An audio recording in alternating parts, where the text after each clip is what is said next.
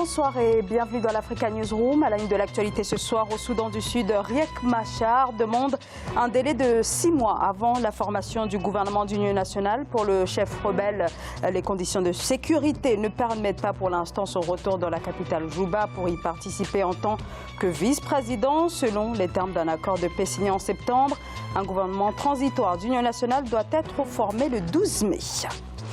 Conflit au Soudan du Sud qui a fait 4 millions de déplacés qui ont notamment trouvé refuge en Ouganda. L'Ouganda, pays d'accueil pour des millions de réfugiés africains. Ils sont 1,4 million dans ce pays d'Afrique de l'Est reconnu par les instances internationales pour la qualité de son accueil des personnes déplacées. Et le désarroi au Cameroun des producteurs de café qui assistent au déclin de la filière. Une production en chute libre depuis les années 90. Le point sur la situation avec mes invités en troisième partie d'émission. Des invités qui sont ce soir. Francis Mouketo, bonsoir. Bonsoir, Zafar. Bonsoir, vous êtes politologue. À vos côtés, Raphaël Eleno, bonsoir. Bonsoir, madame, et merci pour votre invitation. Merci à vous, Raphaël, écrivain, auteur de Afonda Bilunga, le destin tracé d'un petit seigneur de la forêt aux éditions Edilivre. Et sur ce plateau également, Mamata Silekalata, bonsoir. Bonsoir, merci. Bonsoir, merci à vous. Vous êtes directeur de la publication Tchad Anthropus Tribune. Merci à tous les trois d'avoir accepté notre invitation. Place à l'actualité.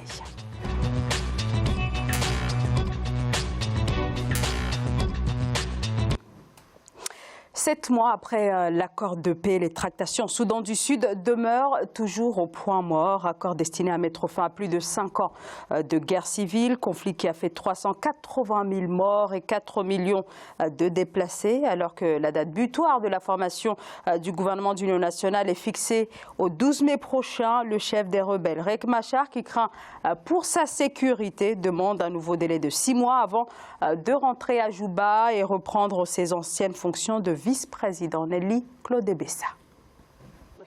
L'opposition sud-soudanaise a demandé le report de la formation du gouvernement de transition attendu en mai 2019. Cette requête de l'opposition s'accompagne d'une prolongation de 6 mois pour la mise en œuvre des prochaines étapes de l'accord de paix. Pour l'opposition, la précipitation à former le gouvernement d'union de transition le 12 mai est injustifiée alors que les questions en suspens, telles que l'unification des forces armées, les arrangements en matière de sécurité, le nombre d'États et la promulgation de la Constitution ne sont pas encore résolues. La formation du gouvernement de transition qui, dans le fond, est un gouvernement d'union nationale, doit être fait en réunissant tous les paramètres de chance et de réussite et ne pas être prise en otage par une ambition politique partielle et qui pourrait donner raison à l'opposition et ne pas se voir former le gouvernement de transition de façon précipitée. Le gouvernement sud-soudanais, quant à lui, a rejeté l'idée d'une prolongation, une attitude qui inquiète les observateurs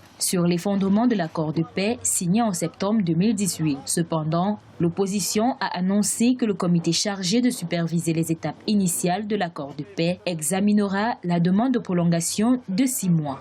La demande de l'opposition doit être examinée avec attention, de sorte à ne pas franchir une étape capitale qui pourrait remettre en cause le processus de paix et qui a engagé tous les belligérants de la scène. Alors, ce qui fait que le côté gouvernemental est bien obligé de voir dans quelle mesure les griefs soulevés par l'opposition sont valables et nécessitent donc que soit reportée la formation du gouvernement de transition. Au Soudan du Sud, l'accord de paix signé en septembre 2018 en Éthiopie entre le président Salva Kiir et l'opposant Riek Machar a mis fin à 5 années de guerre civile et en fait près de 400 000 victimes et des millions de personnes déplacées.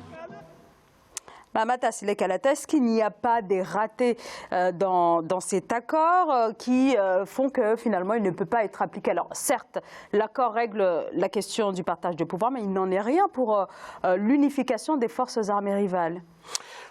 Tout est une question de volonté. Moi je pense que dans ce genre de procédure, moi qui viens d'un pays comme le Tchad, ayant vécu dans les années 80, pratiquement à l'exemple de ce qui se passe au Soudan du Sud, je dirais que tout part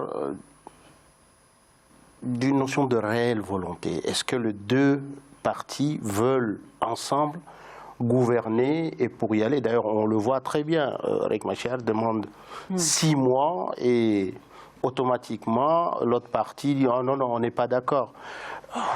C'est toujours complexe et moi je pense que tant que les divers observateurs ne mettent pas du sérieux, ne mettent pas de poids sur la balance, la paix au Sud-Soudan, ce n'est pas pour demain. Francis Mouketo, sur cet accord, est-ce que la communauté internationale, notamment l'IGAD, ne s'est pas un peu précipitée? Alors, ils ont surtout insisté sur la question du partage du pouvoir, mais pour le reste? La question du pouvoir trouve son sens dans la mesure où les deux belligérants qui sont en guerre depuis l'accession à ce pays à l'indépendance en 2011, c'est une question du pouvoir. L'un est président, l'autre est vice-président, l'un part, l'un est limogé, l'autre revient, ainsi de suite. C'est deux sœurs siamois qui, en fait, n'arrivent pas à s'entendre, finalement. Et la réelle question, est-ce qu'ils ont envie de travailler ensemble? Est-ce que l'un veut éliminer l'autre? Est-ce que les enjeux plutôt financiers ne priment pas? Est-ce que c'est pas une guerre de partisans? Et c'est pas une guerre ethnique. Là, c'est deux ethnies. Les Ruers. C'est une guerre de partisans. Moi, je pense que c'est exactement ce qu'il dit. Les deux partis, excusez-moi, je rebondis là-dessus, les deux partis ne peuvent pas s'entendre comme ça. Il l'a bien dit, monsieur, l'un est président, l'autre est vice-président, et il y a de la méfiance, il y a de la suspicion, et on ne peut plus se faire confiance. C'est pas facile. Oui, et puis ils oublient l'essentiel, c'est qu'ils ont quelque chose de commun, c'est leur pays. Ils doivent servir ce pays-là. Et en face, on a deux cow-boys, l'autre qui s'affiche clairement avec son chapeau, et l'autre qu'il a déjà mis en exil. Et là, voilà, ils se regardent, ils se jaugent, et tout ça, c'est le peuple qui en pâtit. Il faut qu'ils comprennent que la seule chose qu'ils ont de commun et de cher, c'est ce pays-là, qui le bâtissent. C'est le plus jeune État au monde. Et ce coin du monde, de l'Afrique, est porteur d'une très grande histoire, madame. Vous savez que c'est là où naquit le premier homme, la civilisation. Si l'écriture que nous utilisons déjà aujourd'hui est née, c'est dans ce Soudan-là, avec un certain Djoti, que les Grecs ont transformé en Hermès aujourd'hui.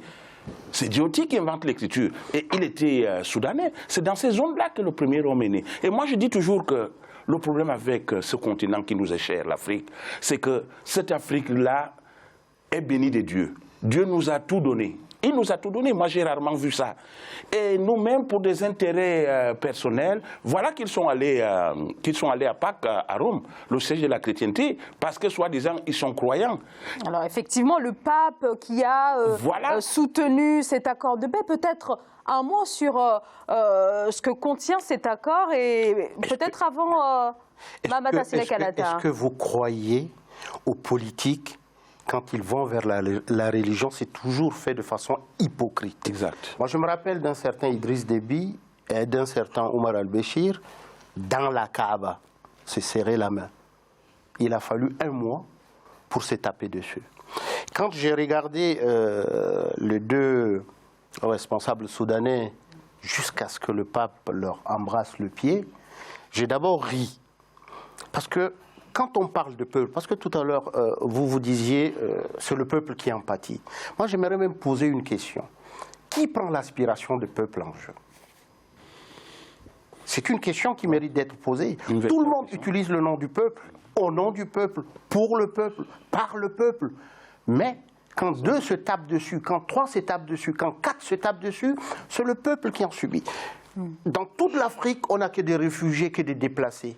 C'est du peuple, ça. Et pour emboîter le pas à ce que mon frère vient de dire, c'est-à-dire il y a une proximité toujours entre la religion et la violence.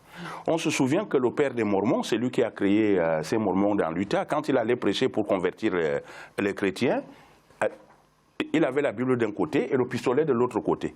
On ne sait pas ce que le pistolet avait à faire à côté de la Bible. On voyait Saddam Hussein, quand il va prier dans une mosquée, il posait son pistolet à côté. À chaque fois, il y a toujours cette relation incestueuse-là entre la religion et la politique. Alors peut-être pour revenir à des considérations peut-être un peu plus politiques et diplomatiques, Francis Mouketo, comment comprendre que la communauté internationale continue de miser sur ces deux hommes, le président Salva Kiir et de l'autre côté son rival Riek Machar? Comment, puisque c'est ça véritablement la vraie question, est-ce que la paix peut se faire avec ceux-là même qui ont fait basculer ce pays dans une guerre civile qui dure maintenant depuis plus de 5 ans et qui, 12 accords de paix n'ont jamais pu les rassembler et taire finalement leurs dissensions? Alors, ce qu'il faut noter, c'est que c'est un pays qui est très riche.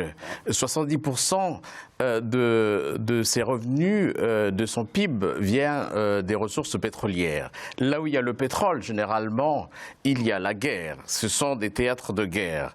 Alors, ce pays est caractéristique d'une faible capacité institutionnelle et bien entendu humaine, du fait de ces guerres à répétition qui font des millions de déplacés en Ouganda, qui aujourd'hui devient un berceau qui accueille les Sud-Soudanais.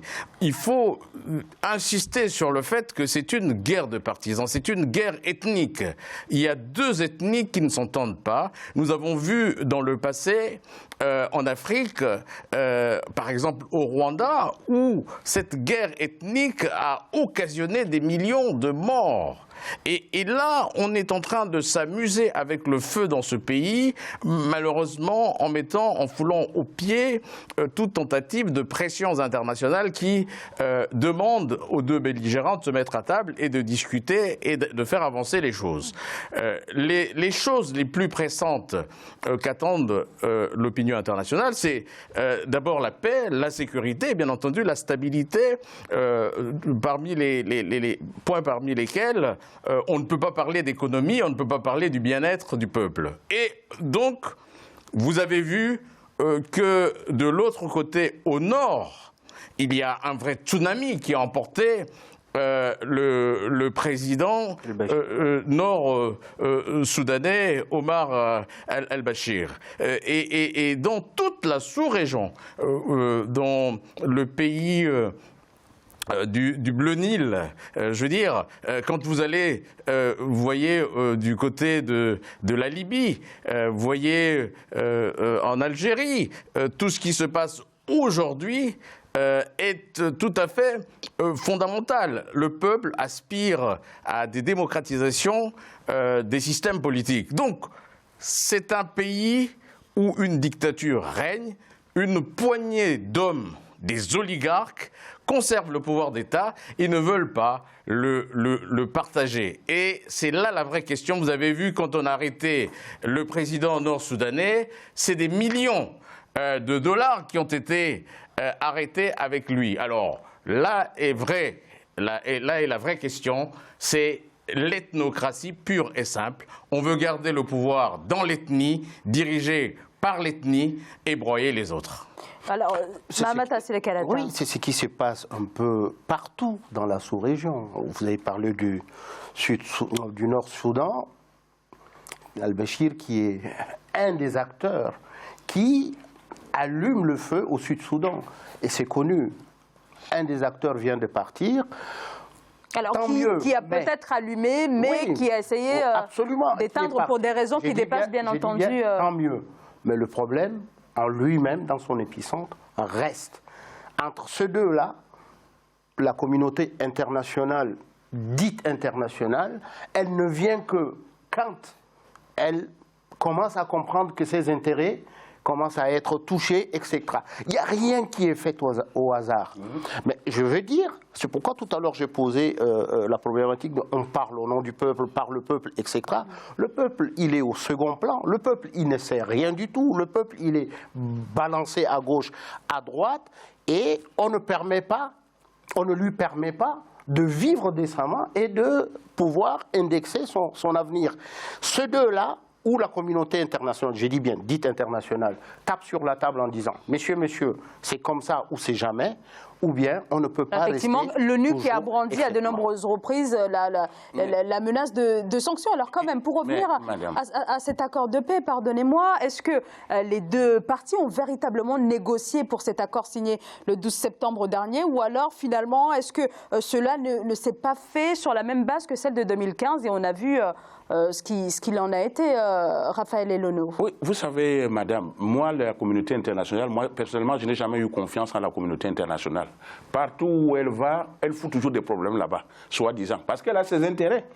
Et comme mon frère disait tout à l'heure, la seule chose qui compte, c'est la volonté des deux parties. Qu'est-ce que la volonté? C'est une force incolore qui est mise en mouvement par le désir.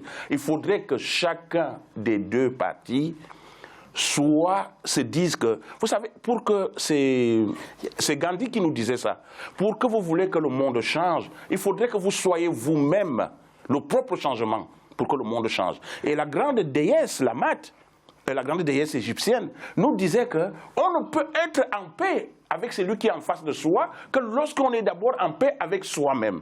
Si chacun des deux belligérants n'est pas en paix avec lui-même, croyez-moi, le peuple, qu'est-ce qui fait la force des dictateurs? C'est les armées. On a bien beau faire de citer l'Algérie, de citer les autres. Tant que les armées ne disent pas que nous, maintenant, on refuse de vous soutenir, le peuple va toujours continuer à... Il y a quelque chose qui m'interpelle. Pourquoi en Algérie, on n'a pas parlé de la communauté internationale? Voilà. Pourtant, alors, quand même, pour préciser, pour ce qui est du Soudan du Sud, là, ce qu'on appelle communauté internationale, c'est l'IGAD, qui est un bloc régional d'Afrique de l'Est, qui s'est finalement impliqué après 6 années de conflit. Que là où la communauté internationale, dite internationale, quand elle veut foutre son nœud, elle le foutra. Donc, je pose la question simplement, pourquoi en Algérie, cette communauté internationale-là ne s'est pas immiscée pour dire voilà, vous faites ça, vous faites pas ceci, vous faites pas cela, même si le problème est singulièrement différent. Pourquoi dans nos pays d'Afrique noire, oui, où toujours on est paternisé par cette communauté internationale? À chaque fois, c'est comme si on a besoin des paternels qui puissent venir absolument régler nos problèmes. Le problème des dictatures, comme vous l'avez dit, mais les dictatures, leur nid de progression, c'est les divisions des peuples. Ouais. Les divisions, ils divisent les communautés, voilà. Et c'est comme ça. C'est comme ça que les dictatures s'installent pour pouvoir encore mieux axifier le peuple. Alors on va marquer une très courte pause et je crois que Francis Mouketo voulait peut-être intervenir sur la question du Soudan du Sud. Je vous donne la parole juste après cette courte pause. À tout de suite.